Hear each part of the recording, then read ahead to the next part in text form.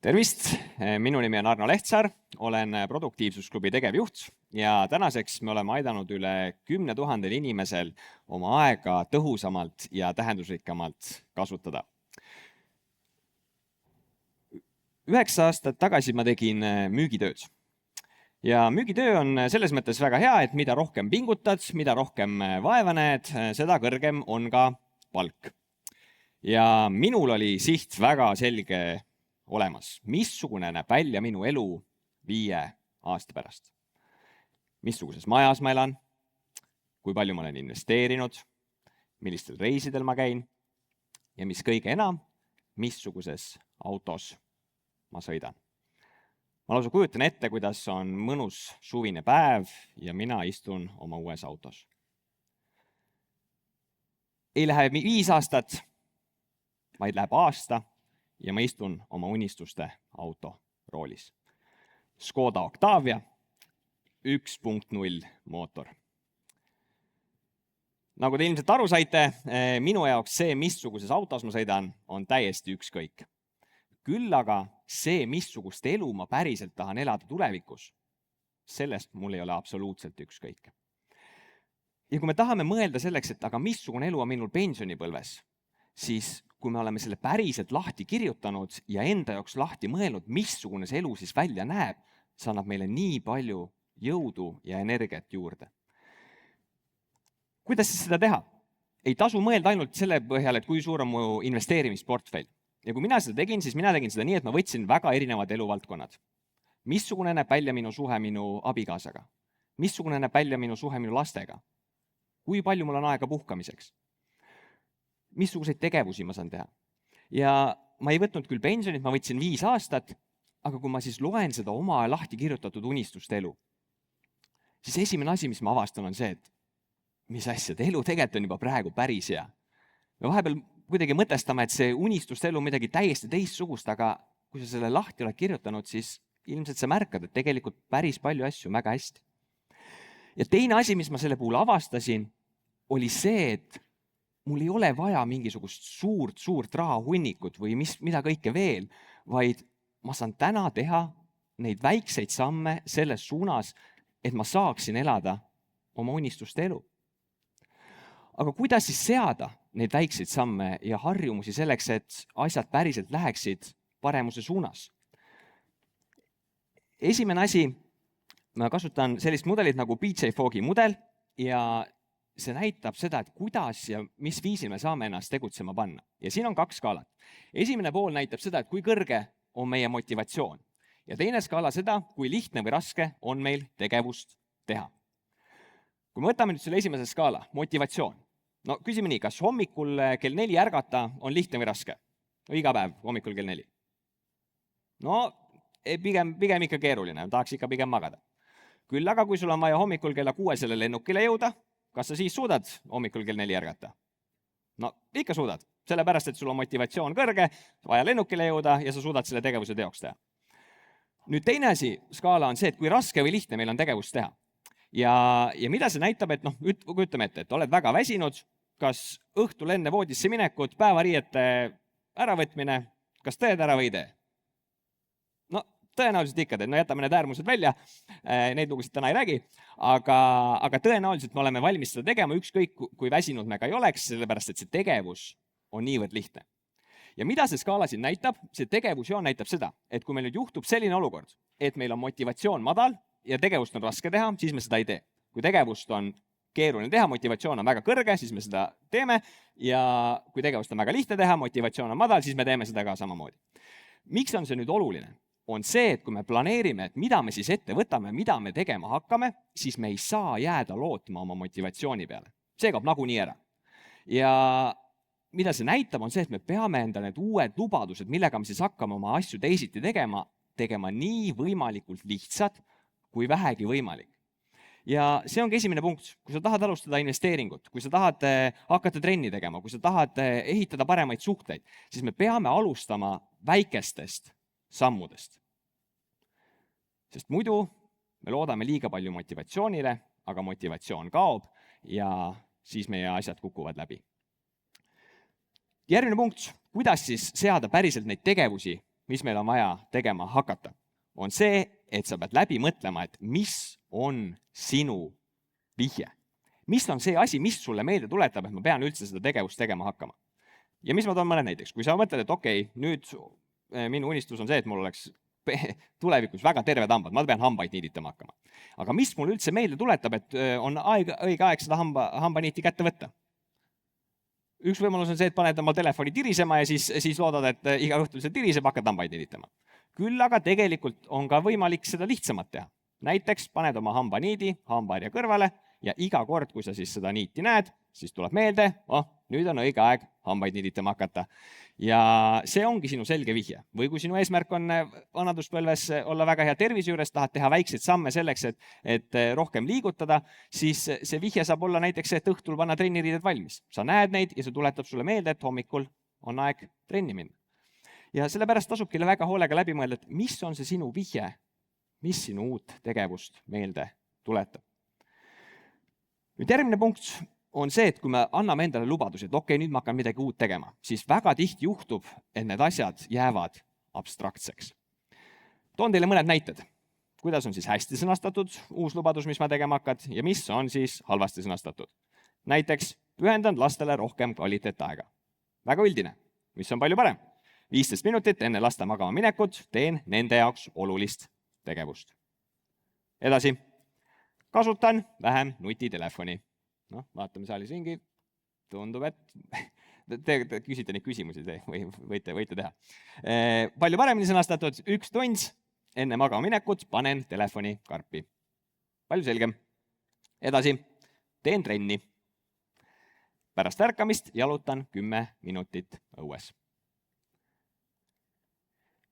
Kui me nüüd seda vaatame, siis laias laastus, kui sa mõtled, et mis ma siis nüüd tegema hakkan, mis on see viis, kuidas ma ennast tegutsema panen, siis on 3 väga head küsimust. James Cleari raamatust võetud, mida, millal ja kus sa teed. Kui sa oled nendele küsimustele vastanud, siis on see tõenäosus, et see asi on konkreetne, väga palju suurem. Raamatust Kiire ja aeglane mõtlemine, Daniel Kahnemani kirjutatud. Ta viitab järgmisele kastsele. Sihtgrupp pidi hoidma kätt 14-kraadises vees 60 sekundit. 14 kraadi tundub võib-olla enam-vähem, tegelikult on ebameeldivalt külm. Need samad inimesed pidid tegema teise katse, kus nad pidid siis hoidma lisaks sellele 14-kraadisele veele, lisaks veel 30 sekundit siis vees, mis nii-öelda soojendati 15 kraadini. Kui nüüd inimestelt küsiti, et kumb katse oli nende jaoks meeldiva. Mis te arvate, kui nad vastasid? Teine. Just. Kuigi see just loogiliselt mõeldes võiks olla ju ebaloogiline, sest kokku on ju 90 minutit ebamugavust, selle asemel, et oli 60 minutit või sekundit ebamugavust. Mida see näitab, on see, et inimestena meil jääb meelde see, kuidas meil mingisugune tegevus või asi lõpeb. Ja see on see emotsioon, mis meid kandma jääb. Miks ma räägin seda praegu siin harjumuste juures, on see, et me saame seda enda loogika viga tegelikult enda jaoks tööle panna. Ja need ebamugavad tegevused, mida meil on võib-olla alguses raske teha just teadlikult see lõpp mugavamaks ja meeldivaks. Ehk siis mõtle läbi, mis on sinu preemia. Ja kui see preemia on võimalikult tegevusele järgnevalt vahetu, siis seda paremini see asi toimib. See nüüd ei tähenda päris seda, et kui on trenn tehtud, siis on tordiaeg. Et hakkame ka tähistama ja sinna see asi läheb.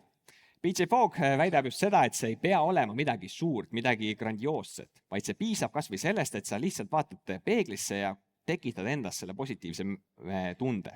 Hea töö, Arno. Ja juba see annab selle väikse tõuke, et meil oleks järgmisel korral lihtsam seda tegevust uuesti teha. Järgmine punkt. Loo endale soosiv keskkond. Ja vot see on nüüd üks kõige olulisem punkt. Ja see, et te täna juba siin olete, ma arvan, et see on väga hea märk, sest te olete huvitatud pensionist, oma tulevikust, sellest, mis on sinu jaoks oluline ja sa oled siin koos inimestega, kes mõtlevad samamoodi, sa oled ennast ümbritsenud nende inimestega. James Clear toob oma raamatusse näite Vietnami sõjast. 70-ndatel oli Ameerika jaoks väga suur šokk see, et nii-öelda nende silmis õilsat tegevust tegevad sõdurid on muutunud heroiinisõltlasteks. Mis aga veel suurem hämmastus oli see, et kui nad tulid Vietnamist tagasi, nad suutsid 9 juhul 10 sellest sõltuvusest loobuda. Tollel hetkel arvati, et heroiinist vabanemine on võimatu, aga kui nad tulid sellest keerulisest keskkonnast välja, siis 9 juhul 10 nad seda suutsid. Kuidas aga toimivad tavapäraselt rehabilitatsioonikeskused? Sa oled oma keskkonnas, sa tuled sellest välja, sa saad tuge, sa saad hoolt ja sa oled soosivas keskkonnas, kus sul ei ole ainetele ligipääsu. Küll aga sa pead pärast minema ju tagasi oma sõprade ja oma kontaktide juurde. Ja mis on tulemus? On see, et 9 juhul 10 inimesed langevad tagasi. Ja see ilmestab väga hästi seda, et see, kellega me ennast ümbritseme, see mõjutab väga palju seda, kuidas me ka päriselt ise käitume. Seega, tee veel teadlikult neid samu samme, nagu sa oled täna teinud, et ümbritseda ennast inimestega, kes teadlikult teevad samme parema tuleviku nimel ja see annab ka sulle palju jõudu juurde. Gümnaasiumi ajal olin ma juba tublim õpilane, aga põhikoolis oli mul teha muudki targemat. Rohkem see sport oli palju põnevam kui keemia või füüsika või saksa keel. Üks hetk ma olen olukorras, kus on seis selline, et kui ma oma 2 ära ei vasta, siis ma saan oma veerandi indeks 2. Ma räägin sellest oma perele pühapäeva hommikul ja minust 10 aastat vanem vend ütleb, et kuule, et ma pidin küll bussiga nüüd kohe Tallinnasse sõitma, aga tead, ma võtan õhtuse pileti ja ma aitan sul õppida. Ta kutsub oma klassivenna ka kaasa ja siis me pühapäeva pärastlõunal õpime tasakaalustamist. Õppimine, tead, polnudki nii hull, et mõtlesin, et oleks võinud isegi varem proovida. Aga ma olen selles käigus ja õpime 3 tundi ja ta läheb Tallinnasse. Järgmisel kolmapäeval on järelvastamine, ma istun klassiruumis ja õpetaja toob mulle ette paberi. Ma vaatan seda ühelt poolt, ma vaatan seda teiselt poolt ja ma saan aru, et ma päriselt oskan. Ja see hetk muutis minus midagi. Ma saan aru, et ma tegelikult päriselt suudan ja oskan. Gümnaasiumi ma lõpetasin juba tulemustega nii, et mul olid kõik teed ülikooli lahti, kõik olid 4-5. Ja see üks hetk pani minus midagi idanema. Aga kui me nüüd tagasi mõtleme selle hetke peale, mis oli pühapäeva hommikul, kus minu vend ütles, et tead, Arno, ma võin minna ka järgmise bussiga. Kui me räägime pensionist, kui me räägime sellest, et meil peab olema visioon selleks, kuhu me tahame jõuda, kui me räägime sellest, kuidas oma harjumusi seada. Aga tegelikult ju kõige olulisem on see, et kas me praegustel hetkedel võtame neid hetki, et teha neid asju, mis on päriselt olulised. Aitäh, minu nimi on Arno Lehtsaar ja olen Produktiivsusklubi tegevjuht.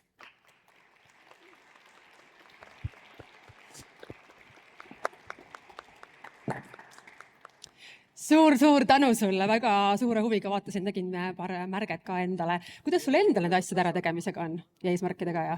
Oi, see mulle väga meeldib, sellest võiksin tunde rääkida, et mina olen üks inimestest, kes seda väga naudib, see on minu üks puhkuse tegevus endale uue aasta eesmärke seada näiteks. Aega on palju muidu sul või? Mõtlen, et mul abi vaja. Noh, ei, siis näed, siin kontakt LinkedInis saab kohe ühendada. Vaatame, kas meil on ka küsimusi, kas publiku seast on kellelgi küsimusi? Meil mikrofonid siin on liikvel, ma praegu ise hetkel ei näe hästi. Ahah, okei. Nii, aga võtame siis siit. Väike refresh. Mis on olulisem, kas motivatsioon või distsipliin? Distsipliin. Miks?